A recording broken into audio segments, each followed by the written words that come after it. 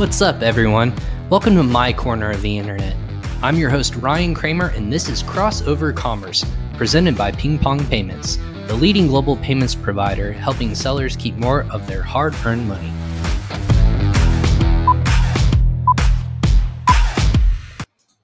What's up, everyone? I'm your host, Ryan Kramer, and welcome to another live episode of Crossover Commerce, presented by Ping Pong Payments. This is episode 66.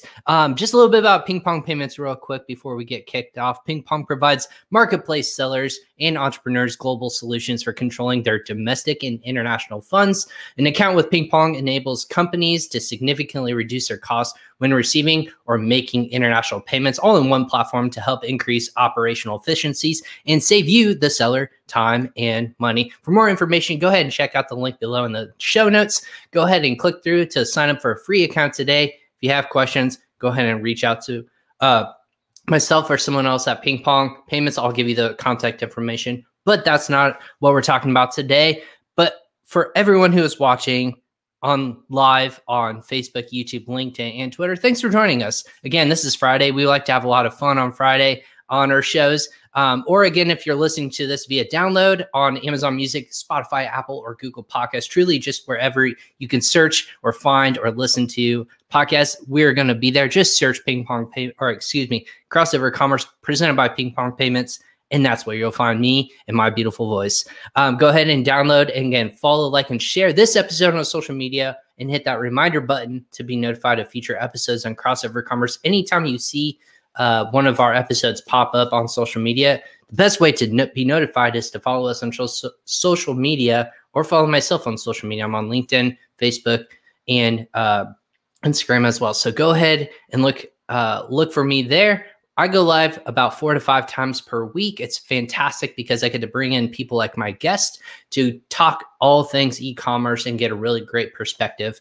What's going on in the Amazon world and the e-commerce world as well. But before we go live, if you can't catch us live, again, you can watch us on replay on YouTube. That link should also be on the show notes below. So go ahead and check us out there as well. But about our guest today, about him and Cartology, he is a musician turned business owner. He used his knowledge of selling music gear on eBay and the guide of the mentor to launch his own e-commerce business. He scaled his business and made about a $2,000 investment and began growing his business on eBay. And after nurturing this company for about a year, he took a leap of faith and quit his job, his 9-to-5 job, and started down the path of entrepreneurship. I'm going to speak well today, I promise you, everyone. He now runs his own Amazon managed services agency, Cartology, which routinely manages 6-figure ad spend on AAP. And he's launched dozens of products and brands with them and have achieved multiple first page search results, reinstated suspended accounts, be it taking a vendor account from 0 to 21,000 in POs, or taking a seller account down from 50% to 10% year over year in 60 days. They're committed to solving problems. Again, welcome to the show, Michael Merritt of Crossover Commerce. Michael, what's up, man? How are you doing today? Did you just call me Markle? That is unacceptable. No, I didn't say Markle. Did I say Markle? I'm just kidding. I don't know. Merkel? When you said, by the way, Merkel? They're not Amazon related. You said down in the show notes, I swore you said show nuts.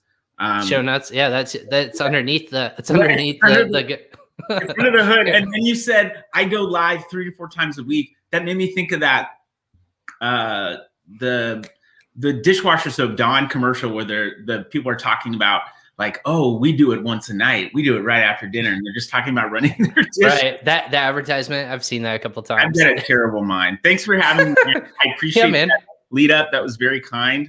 I'm just excited to talk shop or whatever. Well, I called you in my personal post on social media, the Amazon Man of Cincinnati. And I don't know if anyone's called you that before. Nobody has, but I might break that down. You should. Because we had on Sumner Hobart. Oh, yeah. He's also from Cincinnati. And I thought about that. I was like, oh, shoot, I just deemed one of you the Amazon person of Cincinnati. He and I just did that here. Yeah, you guys can duke it out over that's off screen. So maybe we'll have to film that live. And we actually connected randomly through, well, not randomly, but through LinkedIn.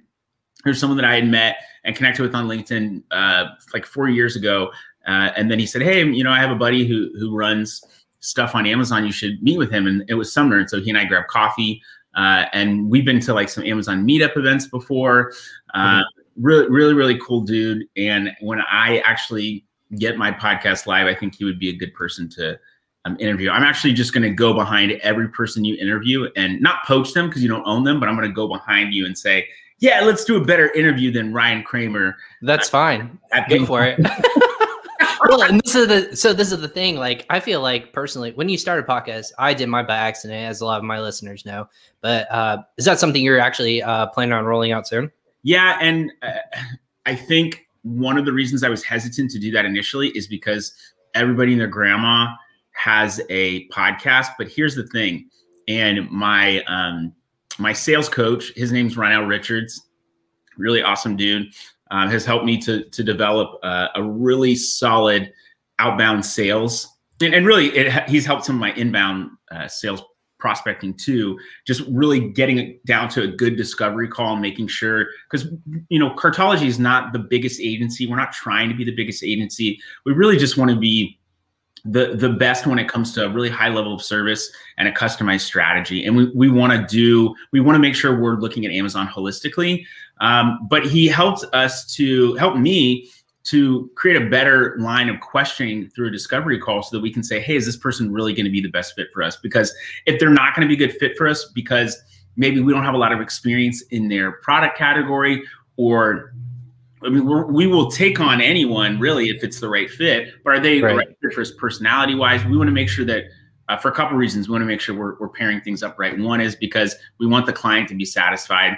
And two, I want our team to not feel overwhelmed or overloaded with someone that maybe is not a good fit for what we're doing, what we're looking to do. So, yeah. So how big is your agency? Because I just had on Andrew Morgan's of Markenology, yeah. And I know you were on his show. What's up? It's this big. That big? Yeah. Daddy, this much. Yeah, that big. For those who are listening, that's the whole I love you this much, and it's a quantifiable stretch, obviously, but in theory, it's like this is and I just spilled something on the ground. Look here. Sorry. Yeah, this much of stuff. I love you this much. Look at this. We're off the rails. That's good. I think we should all act a little bit more like kids because kids are awesome and they have a better outlook on life than a lot of us because they haven't had people beating them down saying, no, Ryan, you are not important. I do not want to hear your opinion on things. You are just a measly small minion in this whole world. Yeah, I've learned some of the best life lessons from my 6-year-old, to be honest with you. It's like I think they say some of the best stuff too. We were talking before this about some of the words that come out. Yeah, exactly. But yeah, in terms of like what they come up with, and just like it's simple and should be straightforward in their mind. But I think us as adults, we like very much. I don't know the right phrasing to do. We mess it up in our own head. We overthink it. Conditioning. We have a lot of conditioning that's built into us. And honestly, kids look at the world in a really simplified way. And we've been taught, I think, also to kind of be offended by things. Like, here's a great example. My wife was holding my daughter at the meat counter at Kroger and was waiting to get some lunch meat or something like that. And she said, the woman behind the counter was like missing a tooth. And so my daughter just very obviously was like, Mommy, why is she missing a tooth? Like really loudly. Like super loud. And yeah, so the person looks over at your wife. Yep, she texted me and said, oh my gosh, she just, our daughter just said this. And I was just cracking up and I'm like, we're taught to be embarrassed by that stuff, but she wasn't, or to be offended by that. She wasn't doing it to be offensive. She really was just like, why is this? Just curious, yeah. And I think that curiosity is part of what I relate to that, because being an entrepreneur, you have to be a little bit curious to think, how are we going to get out in front of this thing? How are we going to make this thing work? And so I'm okay with stepping out into the unknown and maybe just being a little bit crazy, which is okay. Being a little bit crazy and being able to say, I don't really know everything that's happening right now, but I feel comfortable to say, hey, what is this? Or why is this thing happening this way? That's awesome. And so like, so kind of taking that context and you're like, I don't know like how this is going to look. When I read your kind of background and your story of like how you started Cartology is it's kind of like that. Well, I guess we'll see what happens. Almost like we got to try something new. And what's kind of that like mentality? Is that something you grew up with because you were a musician? You kind of like kept pivoting and you kind of found your way to where you are today. So is that kind of like the mentality you take of, I'm just going to keep figuring it out as I go and find out what's going to keep working and then take those workings and then kind of move forward with it? In excuse me, a simple answer, yes. That is a lot of people, you know, take different personality tests. There's a lot out there. I and my business partner, Brittany McCormick, she and I went to a financial strategist here in Cincinnati to just help us with our business and make sure we're making good decisions, looking at our partnership. What does that look like? And they had us take a personality test, which was so good. Two that we took, one was StrengthsFinder, which a lot of people are familiar with, or Clifton Strengths. I think it might be called now. And the other we took was the Kolbe A assessment. And the Kolbe A assessment, that's Kolbe, was created by a woman named Kathy Kolbe. And it looks at the way that it asks questions. It looks at who you were at birth. And so what I mean, that sounds kind of crazy, like how could someone know who you are at birth? But it looks at your natural tendencies and your strengths. And you'll see areas where you have weaknesses. But we were told, myself and Brittany were told to lean into those strength sides. Like, it's okay that there are things you're not great at. That's what you need to hire for. And so when Brittany and I looked at our assessments, we were both very, what's the word? We were pro risk, not the opposite of risk averse. I can't think of what that would be. But right. So you guys like taking risks, or like getting out stuff, testing stuff, creating something. And then in that creation, we say, okay, here's a system. And then that part of one of the areas, it depends on how you look at it too. Like, part of one of the areas that Brittany and I were not great on was follow through. So that sounds like, oh, you can't like follow through when you commit to. No, I always follow through on what I say I'm going to do, even if that means I have to, you know, uproot my schedule because I said I was going to do it. So I'm careful about what I commit to. It just means follow through is like the day-to-day, the regular, hey, making sure, like, operational excellence. That's not my strong suit. And so we revamped our operations process, which is what we just call our whole client-facing team. We revamped that at the end of last year, and then we brought someone in to audit it to give us feedback on what a client could also be seeing. And that's really helped us in onboarding to be very clear and concise about here's how long it's going to take, here's what needs to happen in this process, and actually build out the process and be able to tell clients, here's what we need before we can even get started. And that brings its own challenges in and of itself. But I'm very comfortable with getting out in front. Yeah. And just saying, I don't really know what's happening here, but I'm okay with that. And I'm okay with trying to figure it out. The other disadvantage, I think, to that is when things have to be perfect and they have to be right in line and I have to fit in the box, I get really nervous around that. And I'm like, oh my gosh, everyone knows, like in a play or something, everyone knows their parts and I need to make sure I know mine. Like, put it this way, I'm definitely not, I would definitely not be a classical musician. I would be more of a jazz or an improv musician or something where there's more of a group, because when it comes to like all those specific notes, I'm probably gonna, I mean, like a lot of people just need to practice, but I'd probably stress out about it too much. So so you have a musical background. Is that like from the early age? Like what was that musical background like? Because I have a artistic background in terms of like I was in musicals, plays, and I still did improv before everything got shut down. Oh, you did? Okay. Yeah. So like that allowed me to obviously like think on my feet, allowed me to edit, but I had to, the thing that taught me, so that this is what it reminded me of. You have to listen to the people around you and you have to adjust yourself instead of going in with the preconceived notion of like, this is how I'm going to start this scene essentially. And then someone else is like, we're on the moon. And you're like, oh shit. And then you have to like, oh, we're on the moon. All right. No gravity. And like, all of a sudden you have to like quickly throw out what you had going into the situation, and you know, it's like, all right, I'm gonna adjust, but quickly like help move it along. So that helped me like listen and then adjust and kind of like move stories along, and you can apply that to business as well. But isn't an improv rule just to say yes? Like, yes, you always say yes. That's the first rule. Say yes. Like I remember watching my brother did improv, and he started to do more stand-up related stuff, and now he does like more like just solo performance stuff. But when I would always love watching the improv because it could go really wrong and like, or just go really poorly. And that was funny in and of itself. But I love watching The Office, American version, where Michael Scott's in his improv class and he always comes in and says, "Michael Scott, I got a gun." And he's just pointing and shooting people. And then, oh gosh, what is his name? Who is in The Hangover? Ken Jeong. Yeah. So he's in that, and he's in the improv class with Michael, and then all of a sudden Michael whispers in his ear, and he's like, just puts his hands up. He's Michael, like, what did he tell you to do? He said he had a gun, but he can't show me. Exactly. Yeah, you always say yes, and you just commit to it. Yeah, that was probably one of the first ones that Ken Jeong actually was.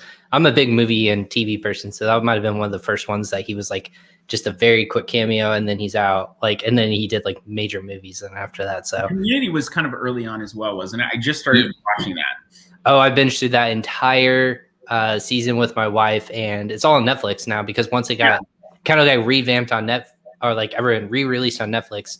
And I watched it back in like 2012, back when it first started. Yeah. And I was like, this is fantastic gold. Like, it's so it's not real life at all, but it's fantastic. It's just like The Office or anything like that. It's same thing with like The Office is not your real life.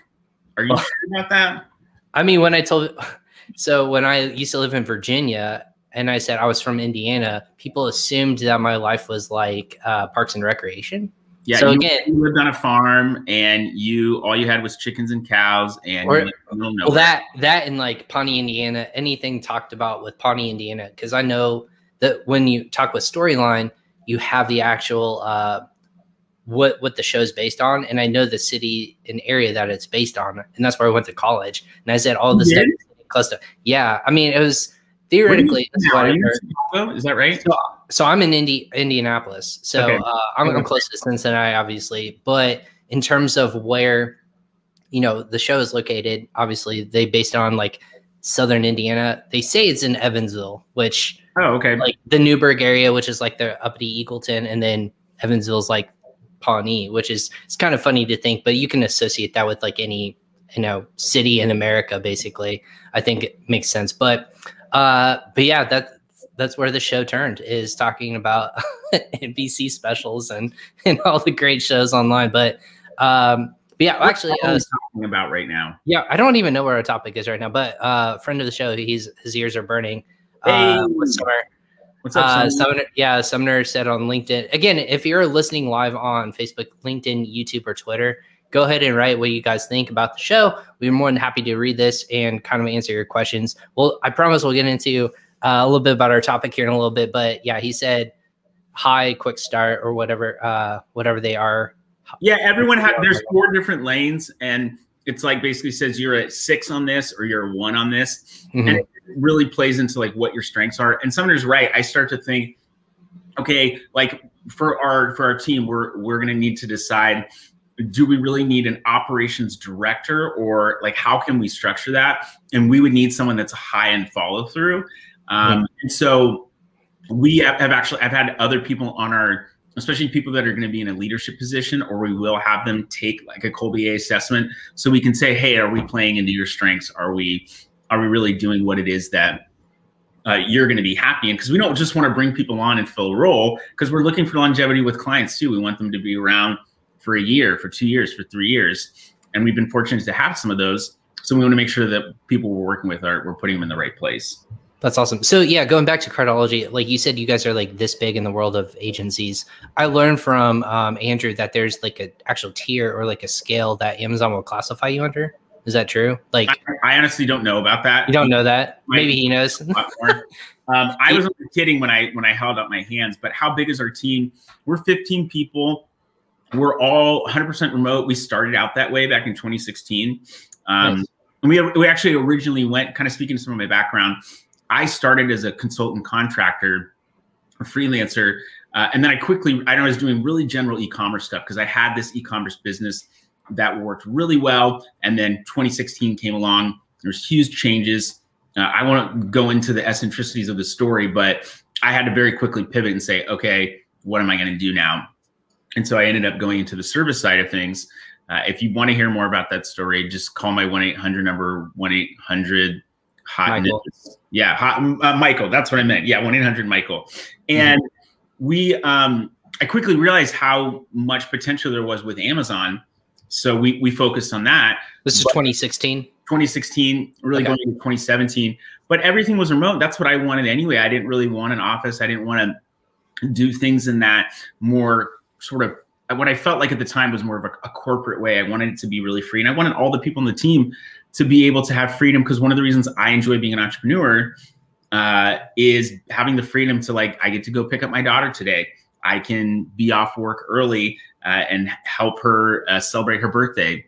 So there's a lot of things that are trade-offs. You know, could you potentially make more money at a larger group or a more corporate place? Yeah, absolutely. Is that really worth it to me? I think you just have to ask, you know, yourself those questions. I don't remember the question you asked me. And so no, you're fine. So I was just curious about it. You guys are 100% remote, which is really cool. Oh, yeah. Is that something that you will continue to be 100% remote? Absolutely. You know, over time, there are things that we might do that might resemble some of what other people are doing, but the desire right now to have an office is not something that's very strong for me. I would say that it's something that I would consider, you know, of course, as we grow, I'm not going to say we're only going to be this. I'm not going to put limits on what we will become. I've done that before, and I want to dream as big as possible. We have some big goals over the next 5 years, but we'll keep everyone remote. We've got people here in the US, we've got some people in the Philippines, people in Europe, we have someone in Venezuela. So we like to look for opportunities all around the world, because I do feel like there are high quality people that maybe are outside the US and we have some great people on our team. Majority of the people are not based in the US, but my business partner, Brittany, and I are. And then our head of admin, my assistant, is based here in Cincinnati, but she's remote too. So like, I talk to her all the time, but it's usually on like Slack video calls. Yeah, exactly. I was gonna say, like, I know with my team, I've been with them 100%, or like for almost a year now, and I haven't met a single person in person, which is both strange but also like freeing, because like you can connect with them obviously pretty easily. Like that's the world the pandemic era has kind of taught us, but then also you have that freedom to a little bit more like tailor your schedule to your life, which is nice. Like you don't have to go in for meetings at 9 o'clock every day, and you know, you can say like, I'm going to start later, work later, so on and so forth. But so what's the focus for you guys as an agency? Is it more like, is it retail to online? Like what are those clients look like for you guys in terms of like who you want to work with? Because that's a very specific thing you have to look for. You have to find the right fit, right? Yeah, that's a great question. I would say we're looking to serve, you know, small to medium sized businesses, kind of mid-tier. We're definitely not, you know, could we serve a corporate client? Well, I think we absolutely could. But I think where we're really most passionate is in the small to medium space, and there's so many opportunities there. So, you know, we do have certain categories that we prospect for. Like I said, we'll take on any scenario if it's a good fit. But when we're going out and prospecting, we're going after a couple of categories. One might, you know, be CPG or health and personal care. And there's some other categories that, you know, I didn't name all of them. We have someone that has a men's minimalist brand. It's called Everyman. You can find them on Amazon. And they have their own store, everyman.us. Shop wherever you want. I'm not going to push you to a certain place, but please do. I have some of the products. This is one of the pens that they sell. Super nice pen, like super. I mean, it's, I don't know if solid. That's anything, but it's solid. It's not breaking, so it must be solid. Oh, it did break, but I just didn't bring it back up on the screen. I'm just kidding. You're just knocking your hand on the desk. Yeah, really loud now. But you know, we're looking for people that, and this might start as kind of vague, but we're really looking for people that see a lot of value in the Amazon marketplace, and they do have to have some funding, because getting, you know, going into, especially starting from scratch, or even if you've got, you know, $5,000 a month in sales, which is great, you're going to have some capital to invest in advertising to really get you to push forward. And we could talk about, you know, why that is. I'm sure you probably already talked, with people on this podcast about why that is, but we need to make sure that people are invested. And part of the reason that is, we choose to partner with clients, and it's reflected in our pricing too. So when they grow, we get an opportunity to grow. And that's something that a lot of our clients really appreciate about us, is that we're willing to put profitability on the line because we believe in our skill set and we believe in the clients that we bring on. We're looking for people that want to build a long-term relationship. We're looking for people that, regardless of what they know, value what we know and want and request our feedback. It can be very difficult to get into a situation where somebody hires you and they already know everything. And so I'm being a little sarcastic with that. But it does happen. Like, well, we want you to do this. We want you to do this. And, and part of the reason I'm an entrepreneur is because I don't want to be told what to do. Yeah, there's a little bit of that in there. But, the success of us is not me. It's because of us as a team. Every single person is playing a really incredible part. Am I the person that started it? Yeah. And do I have a vision for it? Yes. But it would not be anything without the rest of these people on the team. So we need to make sure that they thrive as well. But when we look at clients that are very prohibitive, it's almost like there's a self-sabotaging nature that's in there. Well, that's not how I've seen it happen over here. And it's like, that's great. We understand that you have experience over here. Now we're talking about Amazon, and it's different. And there's the biggest thing that is a differentiator for Amazon, and really in terms of their ad platform, is that you are promoting a listing that's in Amazon's catalog.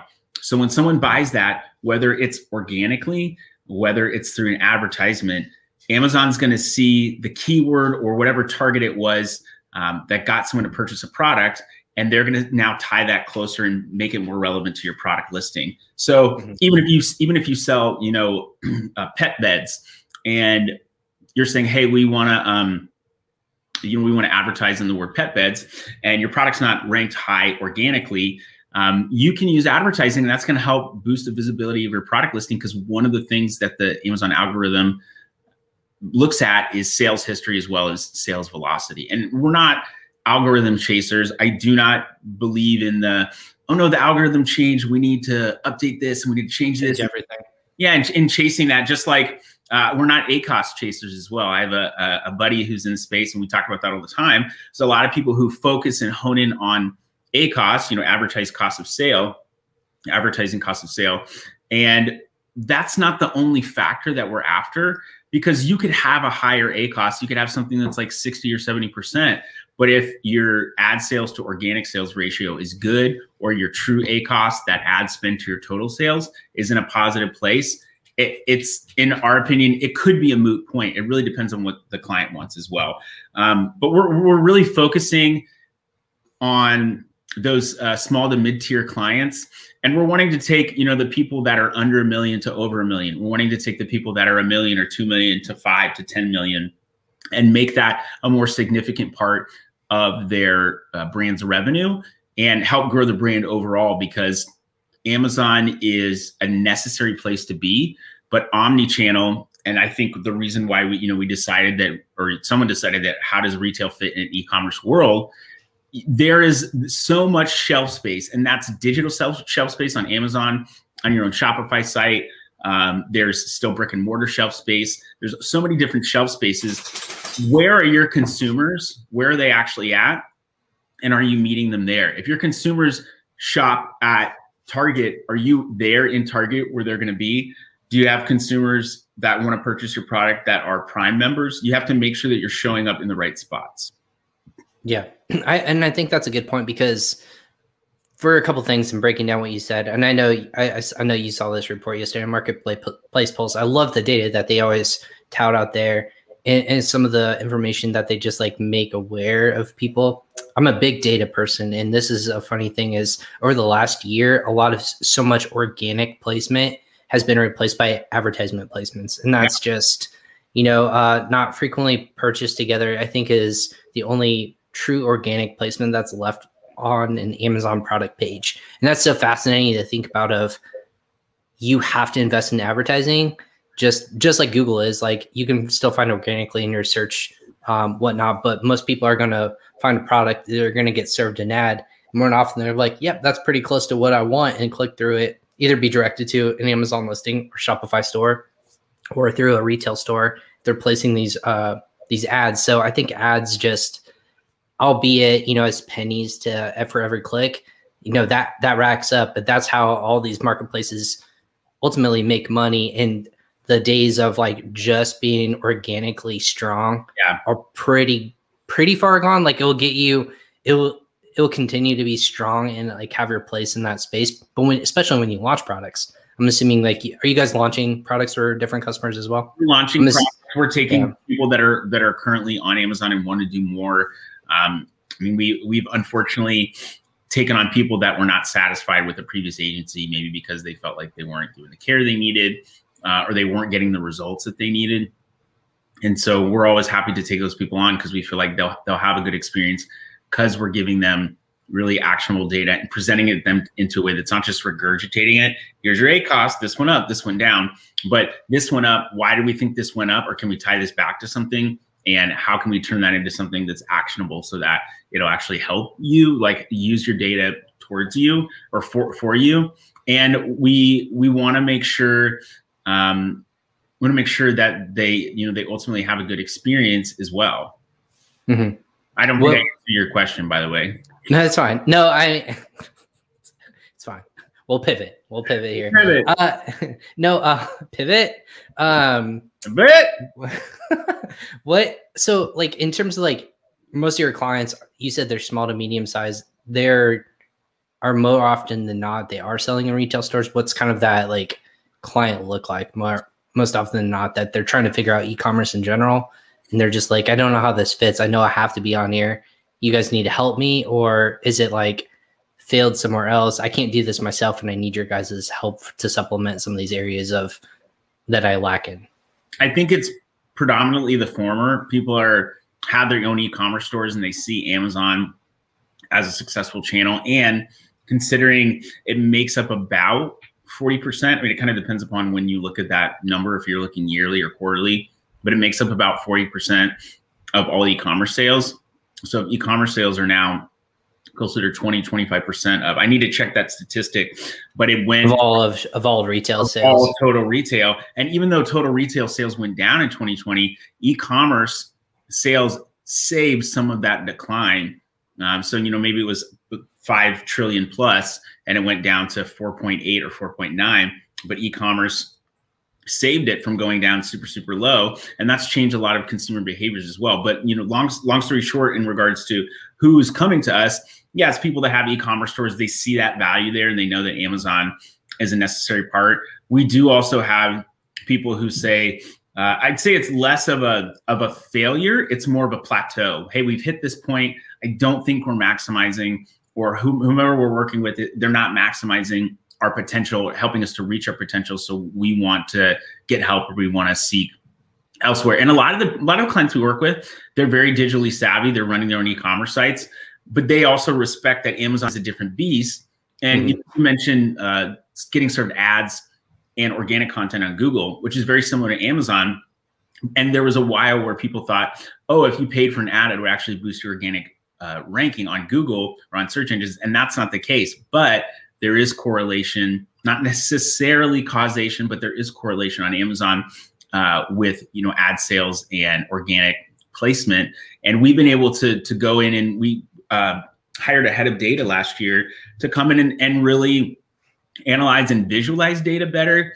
It's one thing to have a bunch of data in front of you, but can you determine what the story is? And that's what I thought that a lot when it would come to advertising.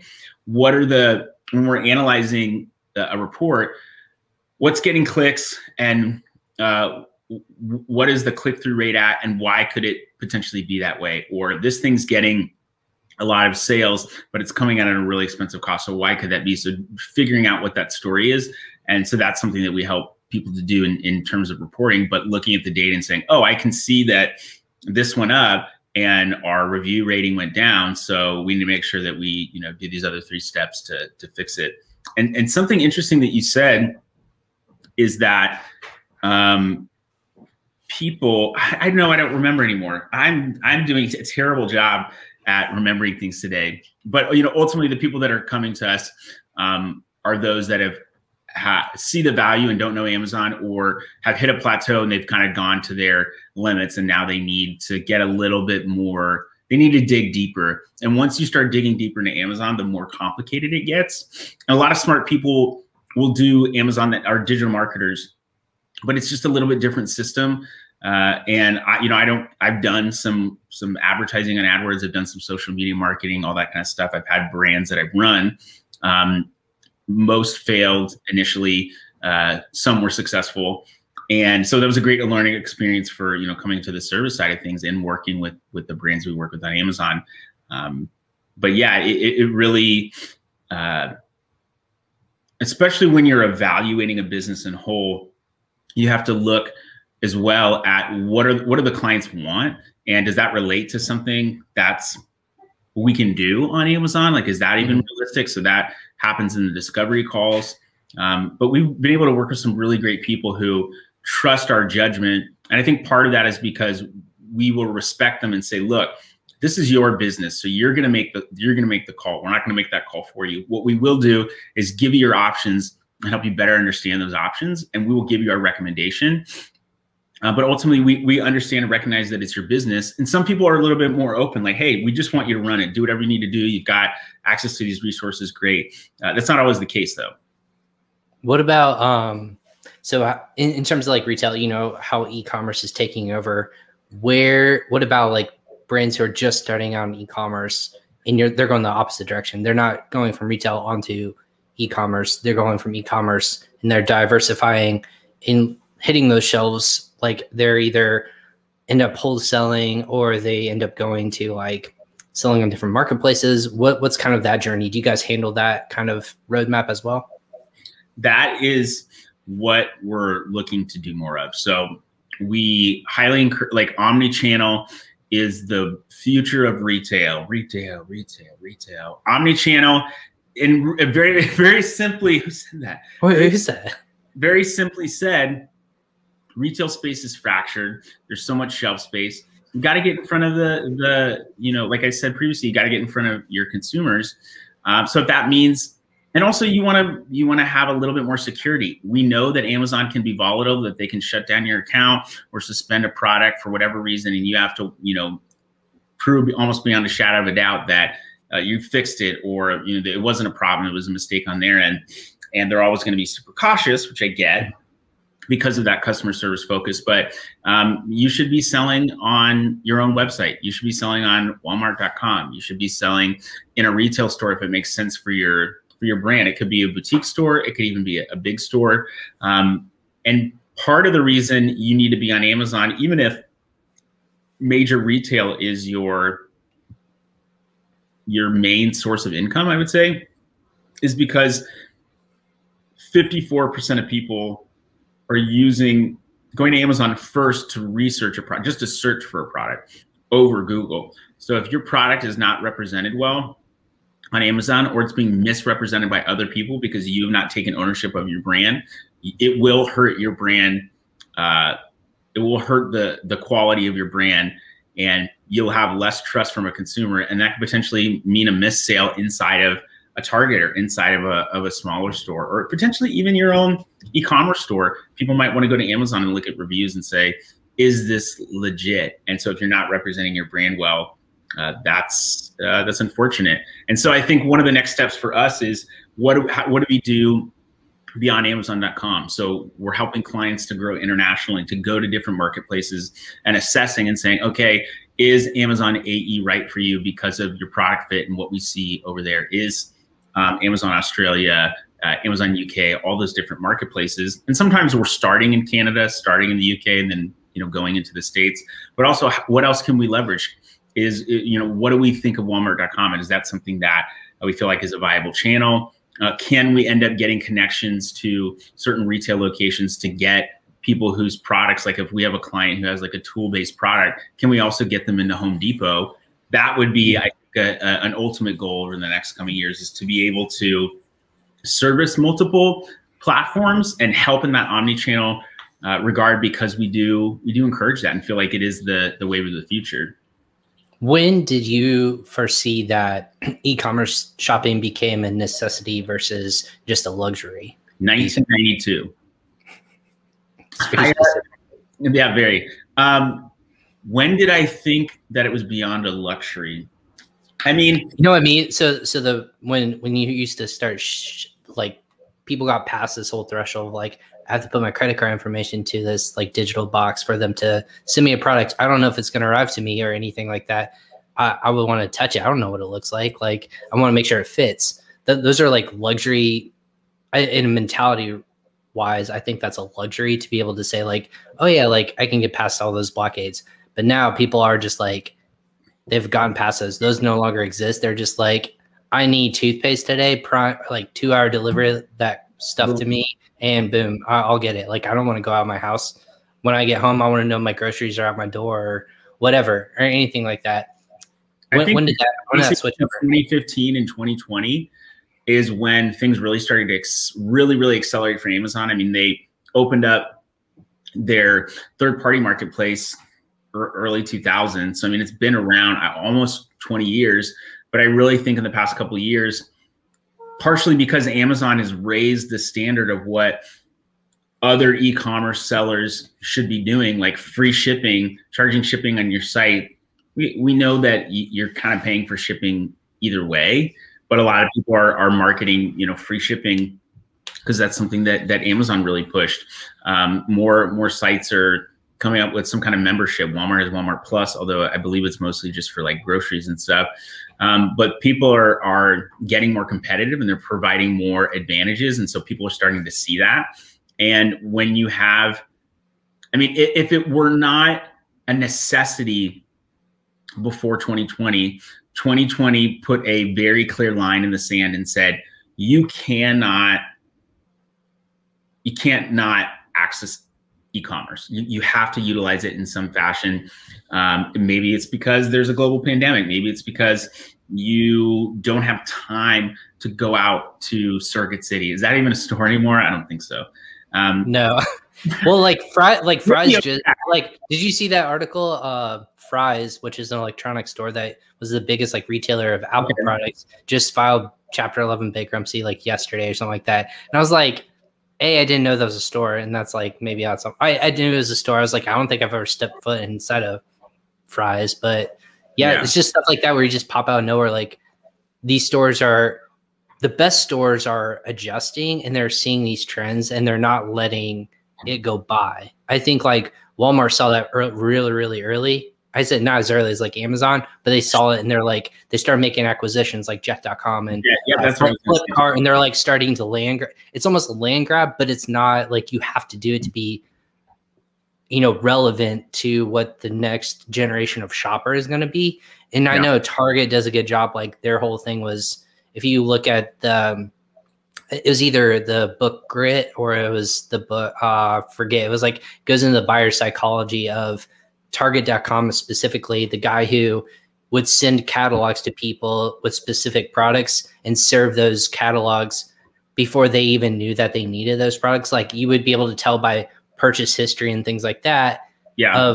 It was super fascinating. Like, you would be able to see the person's pregnant before they even got pregnant, which was the weirdest thing, is how they like said, like, they're going to have children here shortly because of the things they're purchasing. I go, that is bizarre. Why are you spying on me in my bedroom? Yeah. Thanks a lot, Target. Like, yeah, get out of here. But it's just like purchase history. Like, you can put like A to B to C, and you can tie all those points back to like life events or like groceries and stuff like that. Oh, and by the way, like, why not buy your groceries here? Oh, and by the way, buy some clothes.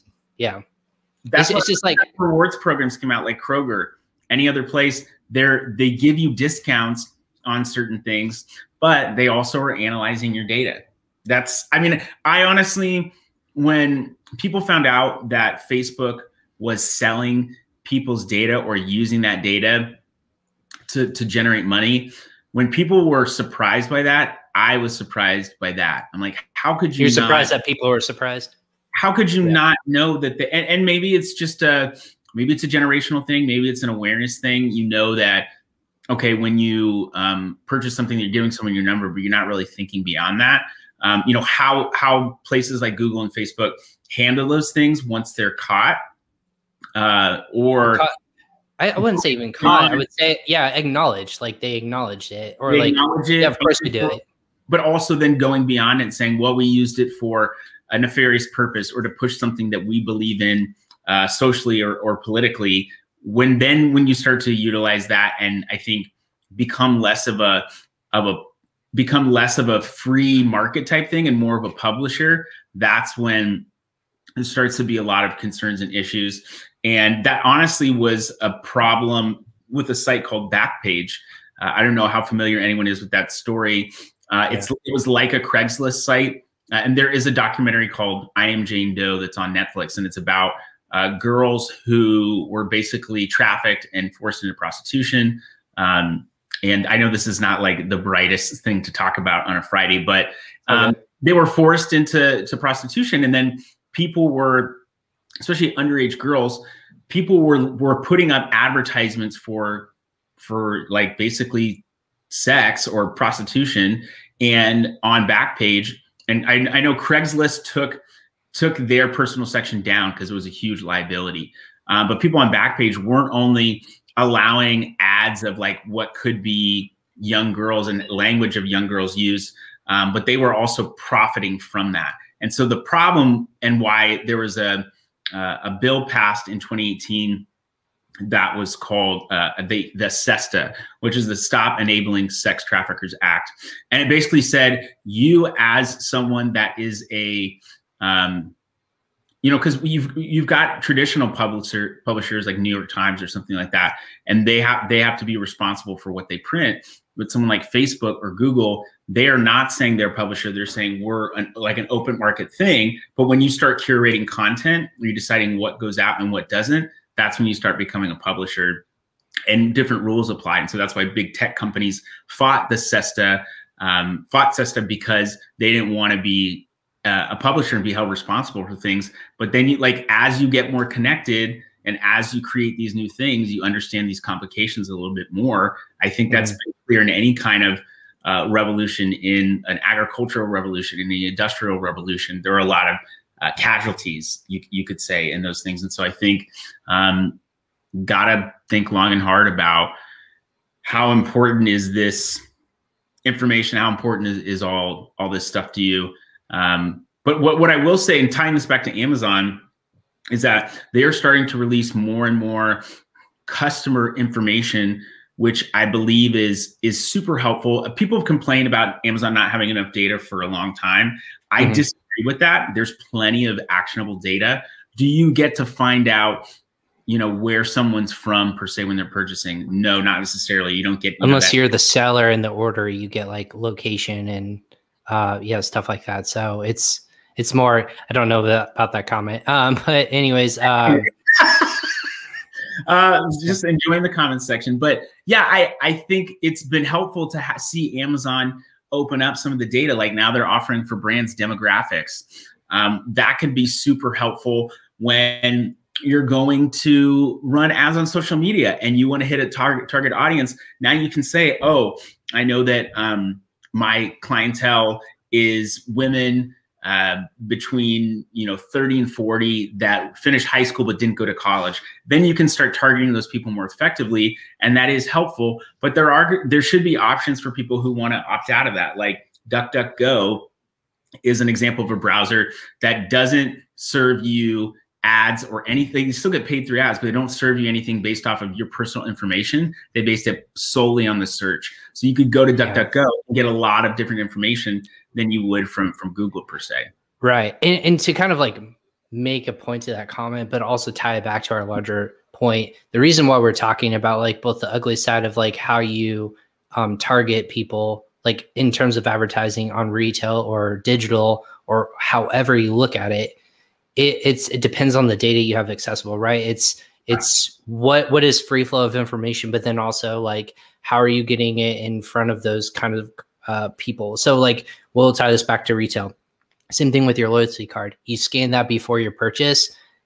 Kroger or whoever like a Publix or whoever grocery store that you have when you scan your loyalty card. Same thing with an account. Every account that you purchase through an e-commerce site, they will look at your customer history and say, hey, we have a curated list of things that you purchased from us. Serve ad or serve deal or serve content, or here's a coupon. You purchased this in the past. After 2 weeks, this is the same thing with Amazon does. After 2 weeks, they say, hey, leave a review. Like, why not purchase another one? That's why they do like the automatic fulfillment of certain products and goods. Hey, we know you should be out of like coffee or detergent or anything like that. It's almost like they've taken data and like the customer journey and made it more consumable and easier for you to get what you want. And like that can also be done on a very like disgusting way too. Like you feel like violated in a way of, you know, this is not exactly. I mean, like think about that. Like you're like, I don't want people to actually know more about me than me, but that's not, I mean, like if someone's just following you around behind you, that's what you're doing. It's the same thing with phones. It's the same thing with computer search histories, things like that. They're all accessible information that you say that again. Oh, I'm sorry. I interrupted you. You finished. Oh no, go ahead. I want to make sure I heard your point. I just like to interrupt people, and that's a terrible habit that I have. So I need to learn to break that. Not even like intentionally, but I will just. I'm like so excited about the thing I want to say, and it's like you have to learn to shut up. Anyway, this is not my therapy session. I'll talk with my wife. Oh no, it's fine. But that's the thing, right? Like so with like retail stores, like they do it through. It's just like it's pretty in your face way to do it. Like it's the loyalty card. Every company has it. That's why, you know, they have sign up for your email address or ask for your email address so they can then serve you their information so you become a repeat customer. Like information, you're willingly giving it on a very high level, no matter if you're in a retail store or online. It's just how it's being used to get to you quicker and more, I would say more customized is the the customization is the scary part with a lot of people. Personalized. And so there's an advantage to that.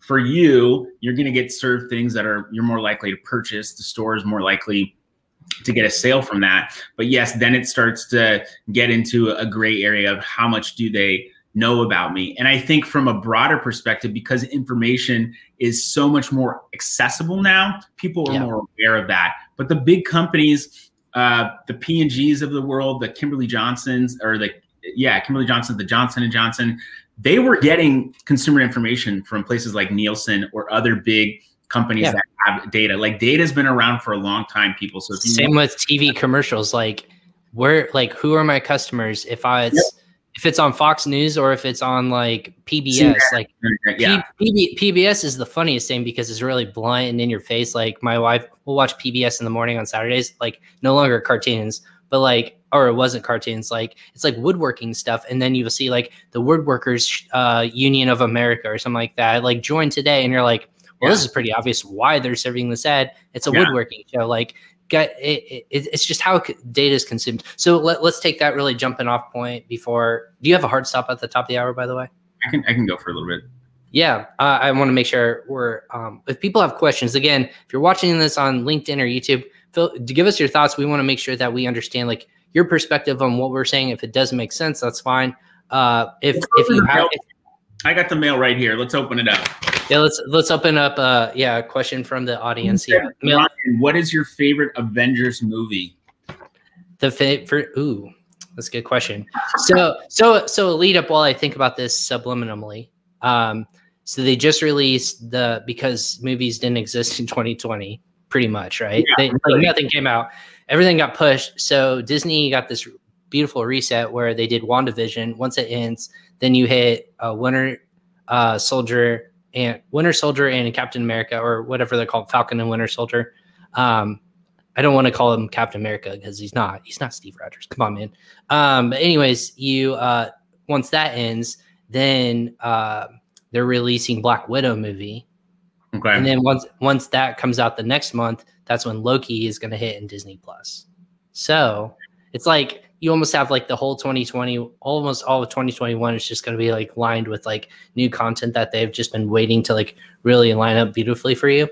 And then I'll just keep like back to where we are today. But anyways, I'll give you two parts. My favorite movie is probably the original Iron Man, like the first Iron Man movie, because that really that was like the iconic, like it's not the Tobey Maguire Spider-Man series, like, you know what I mean? Like it wasn't like the original Fantastic Four with actual what's his face, who played Captain America, but he played, you know, Human Torch. I'm blanking on his name. Chris Evans. Yeah, Chris Evans. Sorry. Oh, Chris Evans. Yeah, so watching that, like that was like when my childhood, and then you kind of switch it over to like the new one. That was like the kickoff to, you know, this series. But I'm excited about. Sorry, I just kicked my dog underneath my desk. I'm really excited about the young Avengers. Like they're like really teasing this pretty hard in the ecosystem. So like the stuff that's not pretty mainstream, I like that kind of. I'm liking where that will continue to go. Love our look at that best Marvel movie. Thank you, Larry. I agree with you. Best Marvel movie. Probably, data, and he's probably a seller himself. Oh yeah, nice. Welcome. Well, thank you for watching. I love you. Michael loves you. So, but yeah, that's a fantastic movie. Like, obviously, I'm a big superhero fan. I like movies in general, but what would be yours? I guess. My favorite movie. Or just let's go favorite superhero movie and then favorite movie. Favorite superhero movie. I guess some of the Batmans, the Christopher Nolan Batmans that came out. Fantastic. Or the original Batman, because this guy right here. Oh, Prince did the soundtrack to it. Which one was that? I always forget. It was a very original one with Michael Keaton. Oh, it was the Michael Keaton one. Danny DeVito as the yeah. Which do you know? Favorite movie is maybe Purple Rain. That's what Larry said in the comment section, and so I think that's probably true. I really have to think about like some of the movies that I really like and remember watching were some movies that my wife and I first started watching. Like I remember when my wife and I were first dating, we went to go see Napoleon Dynamite. Well, actually, I take that back. She saw it with my brother while I was gone on tour with my band at the time. And I went out watching when I got back, but it was such a funny movie. We went and saw it in the theaters like 4 times, I think. Napoleon Dynamite? It was kind of crazy. And we just recently watched it with our almost 8-year-old daughter throughout the pandemic. And that dancing part where he's like dancing to the Jamiroquai song. Like that was kind of funny to like go back. But honestly, ever since it's all the hand movements. Ever since my daughter was born, we haven't really watched a ton of movies. So I mean, like I've seen some good stuff. I'd probably be better to like say like what are like your top 5 albums or something like that. It's probably a better question for me because I'm not really right. I'm not really a big movie buff. But there's something I wanted to say about when we were talking about customization or personalization of data, and that hasn't changed. There have been companies that have been collecting your data or watching you, like Nielsen, for a very long time, and big companies have had access to that. What has changed is that now smaller businesses have access to that information because of people like Google or Facebook or other people that are collecting that information and then selling it off. Is using your information to serve you better ads ethical? I think so. It's personalization. It's a little bit more customized to you, but is selling your data to other people to then go and market you ethical? That's kind of a. You're talking about like an Adobe or anything like that, like where they collect it and then they resell it to advertisers. Yeah, but the thing that is different is the medium. So like there used to be coupon books. They would put out, I mean, there still are some, I don't know how many people still get like Reach. They still do it. Well, they still do it based upon your zip code where you live.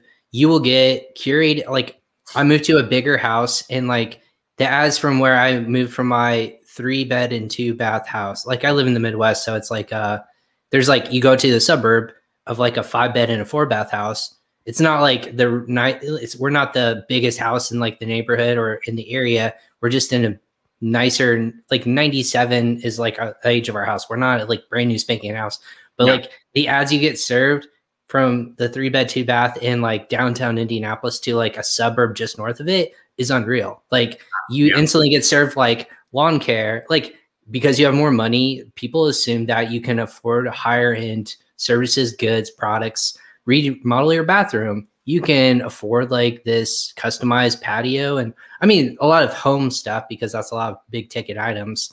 Yeah. I mean, I just throw it away because I know what's happening. And I'm like, my will hate me. Technology's just advanced. Old coupons might have been what are we seeing people purchase? What do we need to get rid of? And now they're able to make those. Did Sears Roebuck do that with their catalog? Did they customize it? I forget. I'm not sure. I don't. Or was it pretty consistent and that's what they just sent out? I just imagine they were saying people overall are wanting to purchase this item because we've seen a lot of it, or we've seen a lot of certain people. So they might be maybe not tailoring it based on region, but they're curating the content in a book based on what they think is going to sell, or like even looking at consumer trends. Do we see more people buying products because of a company being socially responsible, or are people buying it because of X, Y, and Z? There's a lot more data and information to look at, and people are making decisions, or businesses are making decisions on even what they want to advertise on, because they're like, how relevant is this to our business? Well, and that's what we had Stephen Black, who's fantastic in terms of data. And it's like he does social listening a lot to know like what problems your products can do.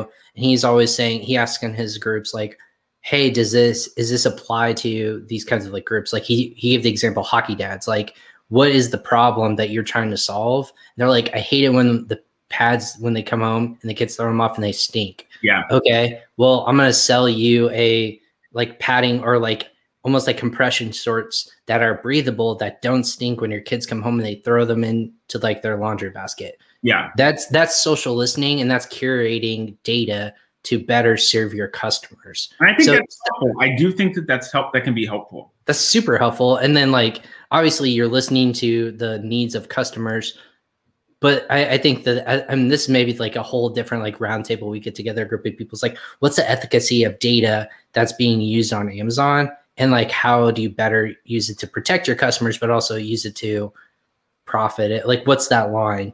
But I think to use data, if it helps get a product that's needed and they're searching for that, that's great. Like an ad, a PPC ad, if they're searching for a certain search term, yeah, excellent, fantastic. Let's give them easier content to find it, make it easier for them to purchase. Is it background information like, hey, I'm searching on my phone and I don't necessarily opt in to like, hey, I want to be served these ads at this time because of XYZ. Like, it's in passive. That's where it starts to get tricky. Like, what's that fine line of like too much information is too much. So, and the reselling of information, I think, can be problematic. But I will say, for smaller companies, you're still collecting data. You do have a responsibility to make sure you're handling that data correctly. Big companies are a bigger target, but just make sure you're being careful with how you're handling stuff, because there is some sensitive information in there that's not, you don't want to get out to people. And that's why Amazon will only let you access certain information about a customer now, because they're trying to guard that more carefully. And I think it might be frustrating because you don't have as much quote unquote access to the customer, but I think they've done a good job of protecting customers from third party or other people. Now they've got a ton of information. What they're doing with it, totally different story. And you were talking about most people who buy this product buy it with this other product. That's a black box. I mean, there's probably a couple people that know. You can manipulate it. But right. And you can sell ads on something so that it gets better. There's more correlation there. But like, a lot of clients will say, hey, how do we get into that box? I'm like, there's no payment for that spot. It's really a black box unless you understand how Amazon works, and then you might be able to influence that. I would also say, when you talked about SEO earlier, I would venture to say that, and I believe that the three most important things for a product on Amazon are your media assets section, so images and videos, your reviews, and your price point. If you can tell your story in that area, and you still need to have some SEO relevant keywords on the back end and in your title. and you want stuff that people are searching to show up in the title. So they say, oh, I search pet bed. This says pet bed, not pet futon or something like that. So you're actually having them see what it is they're searching. But if you can nail it in that top section, especially on mobile, where an A+ content is— You're talking about the title? I'm just talking about the— oh, and the product description. Price, reviews, price, and media assets section. Those are the 3 most important sections. If you can nail those, I think you could fudge other things. Bullet points on mobile show up under A+ content. It's still relevant from an SEO perspective, but what do you really need to nail as people go more mobile? The top portion of what people are seeing on the ad and what fits on their phone screen is the images, the reviews, the price, and then add to cart. That's what you're encouraged to look at most. So even if you have a poorly written listing, if you could explain what the product does in images, infographics, and a video, I think you could get away with— I would love to do a case study on that, but I think you could get away with having bad bullet points, or even potentially, Amazon wouldn't let you leave them off, but like very minimal bullet points. I think you could get away with it because people are so visually oriented now. And we've seen that with like sponsored brands with video, getting access, our clients access to that. We've seen some great results on branded and just general category keywords. And I think those visual visual cues, it's what really is driving consumer behavior right now. I don't know how much text or sales copy, unless it's something on a website. Like a website, obviously that's important, or copy for like a LinkedIn post or something like that. But in general, I think people are really, really visually based. And so you're going to have to, we used to think last year, I would say like video is good to have. Now we're like, you have to have a video. You have to have video because we can also use it in advertising, but you need it. People are focused on that. I think in the bullet points, the quickest things that people look for are dimension size, which is like how big a certain product might be. Because I'm always looking for, is this going to fit? It's not just me, but like certain products, like, is this going to fit? What's the actual, if it's a shoe, how true is it to fit? If it's a shirt, apparel is one thing, but then like dimension size. So I know it's going to fit in the space that I am looking for that product. And then the look of it, obviously. So imagery, and then video of somebody actually using it.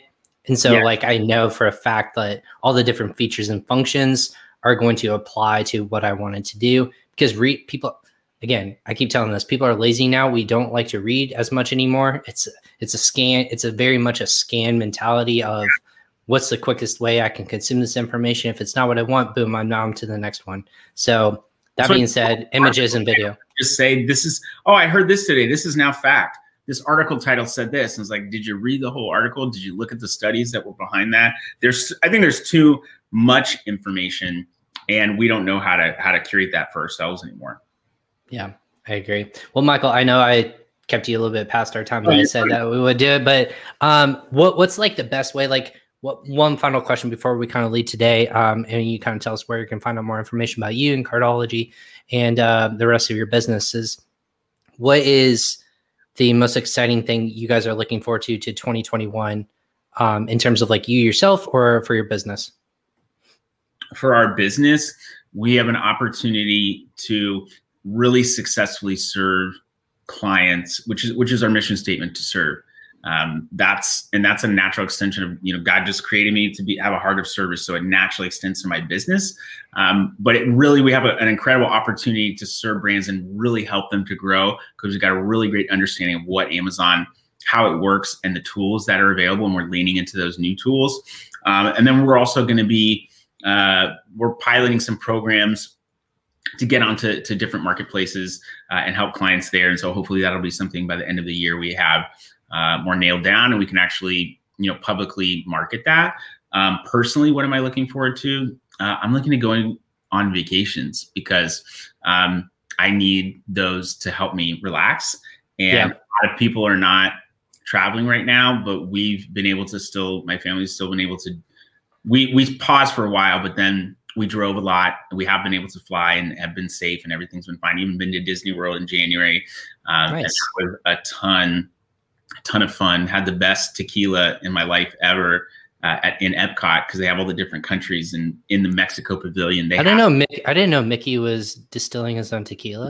Yeah, it's pretty. Yeah, or is it the Three Caballeros? Like, is that that's where that ride is, right? Yep, the Three Caballeros boat ride is in the Mexico Pavilion, and there's a tequila bar there called Cava de Tequila. I didn't know that. So, like, some of the best tequila you ever find. Some of it can be pricey, but long story short, yeah, I'm looking forward to traveling. I'm looking forward to. I've been leaning into growing spiritually and getting with a group of guys that are a small group at my church. That's something that's been super helpful for me virtually. Nice. Things in terms of the business, though. What was the name of the tequila that I had that was good? It was Herradura's Selección Suprema. So Seleccion Suprema. The bottle is like $300, but I was able to get the little tasting. I got a tasting of it, which was, I think it was like $60 for. It was a bit of a splurge. I feel like I just put myself out there like, okay, this person is spending this much on these things. Now I'm giving you data so that you can come back and you can advertise to me. Or if you have a great client, Larry, that wants to send you a nice bottle of tequila. Yes, that would be very nice, right? where can people find us? ThinkCartology.com is our website. A lot of people think that our business name is Think Cartology, but really Cartology.com was taken, even though we have the copyright. And so we went with Think Cartology. Like, when you need help with Amazon, what are you going to do? Think Cartology. Or online. Yeah. I'm very active on LinkedIn. If you actually want to see my profile, it's, LinkedIn/in/I'm Michael Maher. But you just look at Michael Maher, Amazon or something like that. You'll see me. I'll have my stupid looking glasses on and my stupid face in the picture. Luckily for everyone, I put that in the show notes. Oh, good. Yes. Comment section. Perfect. So they can find you. Yeah. But I mean, honestly, there's a ton of potential with Amazon. We've changed marketing materials to reflect that, because there's been so much change in consumer behavior. We need to capitalize on that. We need to make sure that we are helping people to grow and take advantage of those opportunities that are there. So even if someone just wants to have a conversation, like, what does opportunity look like on Amazon? Let's talk. That's kind of our goal. Is, can we get on the phone with someone? Can we better understand what it is that they need, and can we help them, or could someone else potentially help them? Excellent. And like you said, you're looking for small, medium-sized businesses, but you guys are going to grow your offering, which is really cool. Everyone in the space is really trying to develop and make a customer-first approach. So obviously, if it's the right fit, check out Michael and his team. Check him out on LinkedIn. He's been a fantastic, great bits of knowledge he's posting on there. And then follow the Think Cartology, or Think Cartology as well. Hey man, thanks so much for hopping on. Well, I'm looking forward to your podcast when that eventually comes out. Maybe it's okay. It's only if like I did a good job. Like, I want to, if I'm fun and cool and I represent people well. The whole talk about retail, talk about the future of retail. Amazon's a big part of that, but it's a show that will take require a lot of parts, because retail is so big. So is it just you that's going to host it, or what's me right? Yeah, it's just me right now. I've got some ideas for guests. Like, we'll have other agency owners on. We'll have other people that maybe you wouldn't even expect. Like someone that, an example could be like an economist who's like, hey, here's what we're seeing. Here's what's going on. How could that potentially affect retail? Because I really see that aspect of retail, especially brick and mortar, changing. I don't think it's going to go away, but it's going to change. And so how can everybody lean into that so that they can really access their customers where they're at? Absolutely. No, yeah. Let me know. I'll chat with you after this, some thoughts on that too. So that's really cool. Exciting that all the projects you're working on. Definitely check out Michael and his team over at Cartology. Thank you so much for hopping on Friday. That was a lot of fun. And thank you. A nice bow. I don't know what to say in that moment. It's just like a moment of silence for people listening on. Yeah, but thanks so much for hopping on a Friday. Thanks, Michael. Oh yeah, of course.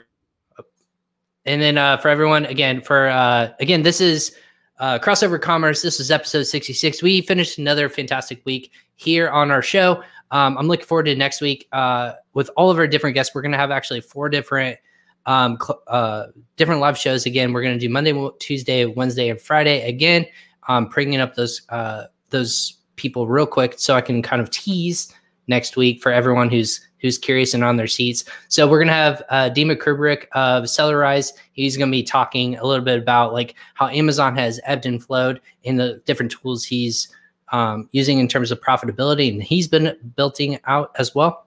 My Amazon guy with Stephen Pope's going to hop on, Tyler Jeffcoat of Seller Accountant, and then also Jeff Minnenbach, who's he runs a 250 person company all remotely, and his company is a fantastic graphic design company that's doing really cool and innovative things in the graphic design space. So definitely come and check him out. He's going to talk about running a fully remote business and at scale with 250 plus employees all around the world. So it's going to be really cool to hear his thoughts on the matter, kind of taking a little bit of a departure from e-commerce, but he has a lot of e-commerce clients. So we're going to pick his brain of like what's doing well, what a lot of people are doing in terms of ads and serving them. But his business is doing really cool and fun things as well. So check us out next week. Lots of cool projects in the works behind the scenes so that we can bring more information to you, our audience. Again, for international growth, Amazon growth, e-commerce growth, this is a place where I want people can come and listen and get 1 or 2 nuggets, hopefully, throughout the day and have a little bit of fun as well. So again, I'm Ryan Kramer with Crossover Commerce. I'm the affiliate and partnership manager here. If you have questions, go ahead and reach out to me directly at Ryan.Kramer, and that's spelled Kramer at pingpongx.us. Love to hear your thoughts, or if just questions in general about ping pong or some of our guests that we've had on the show. But for Michael Mayer of Cartology, I'm Ryan Kramer. Again, thank you so much for joining us on another live episode of Crossover Commerce. Have a good weekend, everyone.